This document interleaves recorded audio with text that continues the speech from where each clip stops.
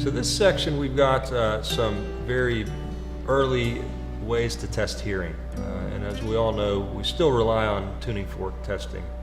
But they really had to heavily rely on tuning fork testing in the past. And so this is pretty interesting as far as the different varieties of tuning forks. And so we have just basic Pulitzer tuning forks. We've got tuning forks where the weights can be slid up and down to adjust for different frequencies. Different whistles, the Edelman whistle, Galton's whistle. And these whistles, you can actually turn this to change the frequency that you're eliciting here. This is a little bit more basic with just the blowing into the whistle, but this actually can be turned to change the frequency as well. And these are just larger tuning forks with heavier weights, and again they can be slid up and down to adjust for frequency.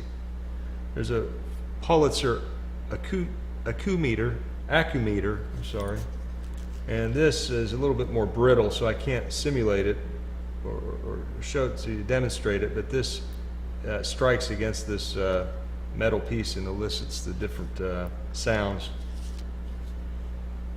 As we move over here, again, a nice tuning fork kit, very similar to what we're used to. This is the Hartmann's tuning fork set with different frequencies.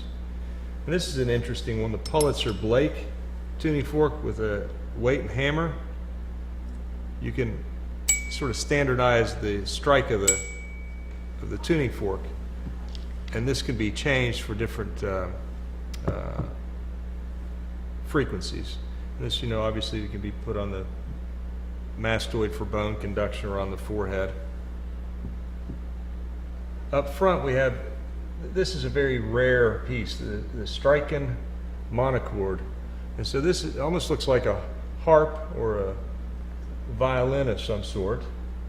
But what they can do, or what they were able to do, at least with this device, is change the frequency by sliding this piece back and forth and using this as a bone conductor or sound conductor device by moving this across the wire.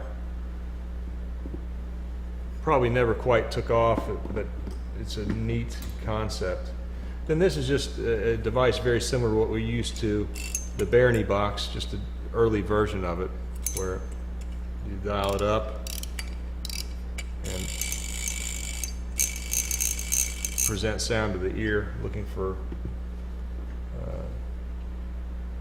weak third window or a fistula.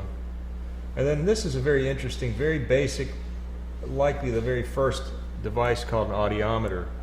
And what's going on in here is there's a bell inside, and you can change frequency within the device itself and elicit a different sound, and the patient would be listening.